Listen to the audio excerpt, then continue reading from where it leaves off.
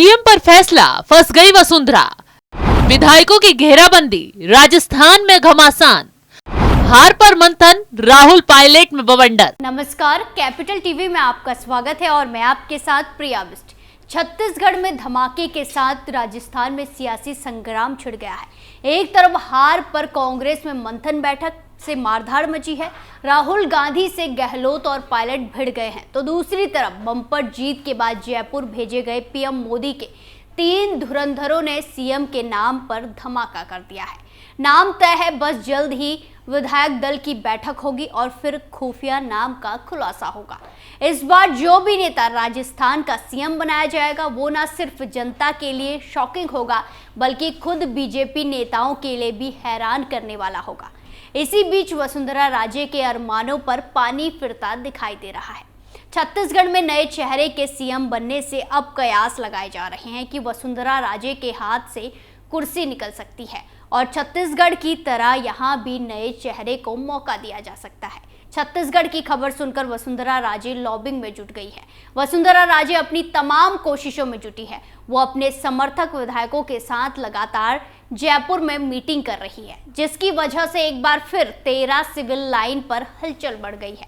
खैर, वसुंधरा राजे कितना भी दबाव बनाने की कोशिश कर ले, विधायकों को जुटाए या फिर बेटे से साजिश रचवाए, लेकिन दिल्ली से जो फैसला आएगा वही आखिरी होगा और वही मुख्यमंत्री बनेगा।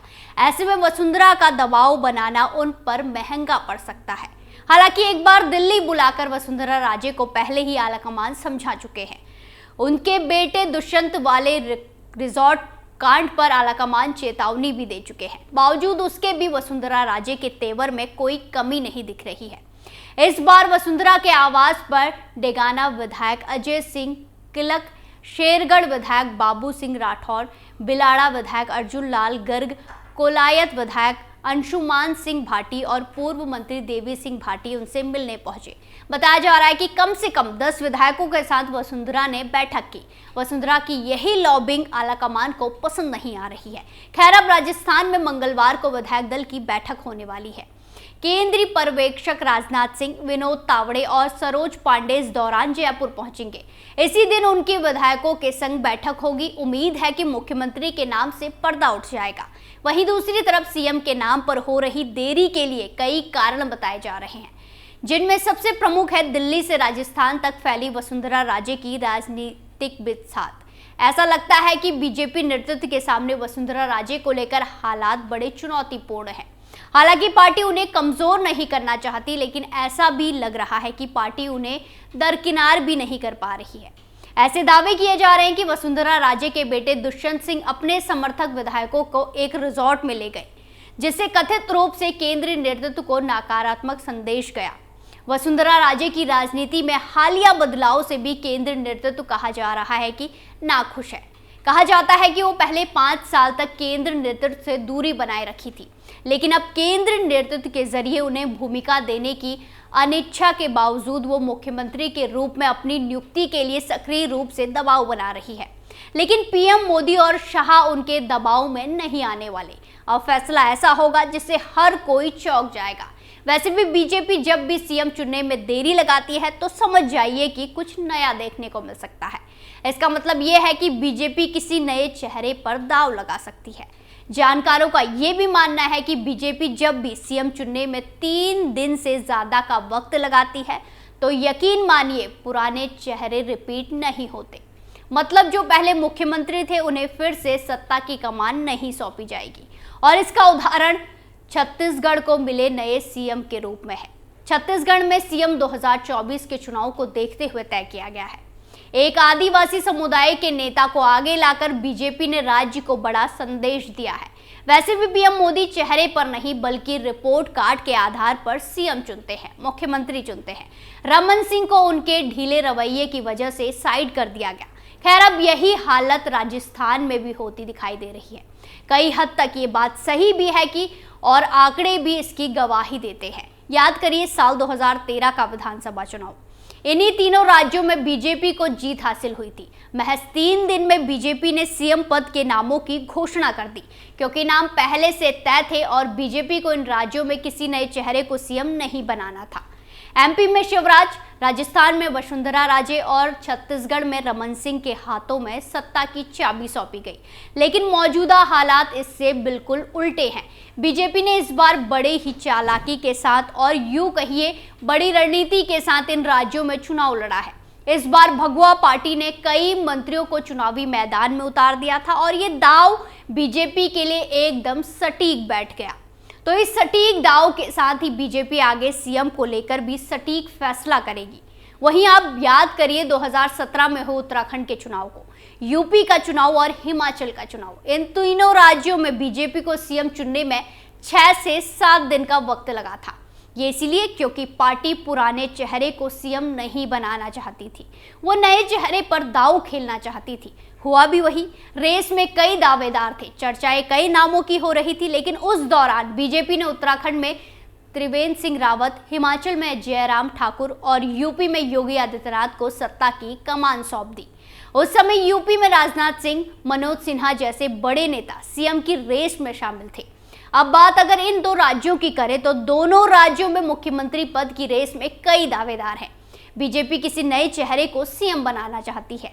एमपी में शिवराज सिंह के अलावा सीएम पद की रेस में नरेंद्र सिंह तोमर, प्रहलाद सिंह पटेल जैसे नेता शामिल हैं। इसके अलावा ज्योतिरादित्य सिंधिया का नाम भी लिया जा रहा है। वहीं अगर राजस्थान की बात करें तो वसुंधरा राजे के अलावा अर्जुन राम मेघवाल, दिया कुमारी, बाबा बालकनाथ जैसे नेता सीएम पद की रेस में शामिल हैं। और छत्तीसगढ़ में तो विष्णु देव साय को सीएम बना ही दिया है। ये नाम भी सबके लिए चौंकाने वाला है। क्योंकि चर्चा में जितने नाम थे उसमें विष्णु देव साय का नाम कहीं से कहीं तक नहीं था। तो ऐसे में कहना भी गलत नहीं होगा कि पार्टी चर्चा के नामों पर विचार भी नहीं कर रही है। खैर, बाकी 2 राज्य के सीएम के नाम का जब खुलासा होगा तभी स्थिति साफ हो पाएगी। ऐसे में बचे 2 राज्य के लिए नियुक्त पर्यवेक्षकों की भूमिका काफी अहम है। वो किसे चुनते हैं, जिस पर पार्टी हाईकमान मुहर लगाएगी, ये देखना दिलचस्प होने वाला है। तो अब एक सवाल ये है कि आखिर बीजेपी नए सीएम में क्या क्वालिटी देख रही है, किसे किस मकसद से जिम्मेदारी दी जा सकती है। चलिए आपको बताते हैं। दरअसल बचे दोनों राज्यों में ऐसे नेताओं को मुख्यमंत्री बनाया जाएगा जिसकी छवि 2024 की राह में किसी तरह का रोड़ा ना बने। बेदाग और विवादों से दूर रहने वाले चेहरे को प्राथमिकता मिलेगी। पार्टी का अगला लक्ष्य 2024 के आम चुनाव है। ऐसे में जो चेहरे मुख्यमंत्री पद के लिए चुने जाएंगे उनके सियासी मायने होंगे। बीजेपी सीएम फेस का यूटिलिटी फैक्टर भी देख रही है। पार्टी ऐसा चेहरा चाहती है जो चमक धमक में फंसने के बजाय काम पर फोकस करता हो। तीनों राज्य में लोकल लेवल पर गुटबाजी देखने को मिली है। पार्टी किसी ऐसे लीडर को सीएम चुनना चाहती है जो इसे रोक और संगठन को भी मजबूत करे, जो उसके राजनीतिक और सामाजिक संदेश को जाहिर करे। भविष्य को ध्यान में रखते हुए संगठन को प्रमुखता देने वाले नेताओं को तरजीह मिल सकती है। तो ऐसे में अभी राजस्थान पर काफी सस्पेंस बना हुआ है। वैसे तो राजस्थान में सीएम पद के लिए बीजेपी में कई नाम उभरे हैं। सबसे मजबूत दावा तो पूर्व सीएम वसुंधरा राजे का ही है।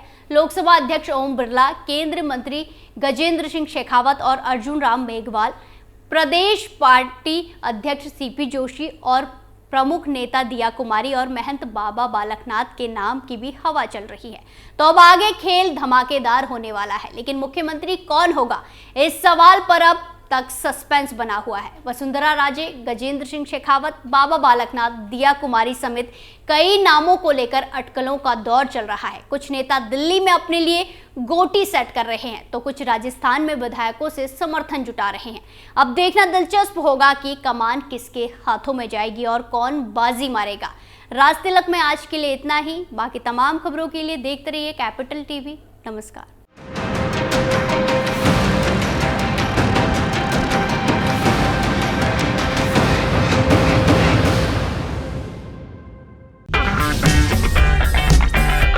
अगर आपको हमारा वीडियो पसंद आया हो तो इसे लाइक करें, हमारे चैनल को सब्सक्राइब करें और हाँ, बेल आइकन दबाना ना भूलें ताकि आप तक हमारे वीडियो की नोटिफिकेशन पहुंचती रहे। आप अपना सुझाव हमें कमेंट बॉक्स में दे सकते हैं। हमारे साथ जुड़ने के लिए शुक्रिया।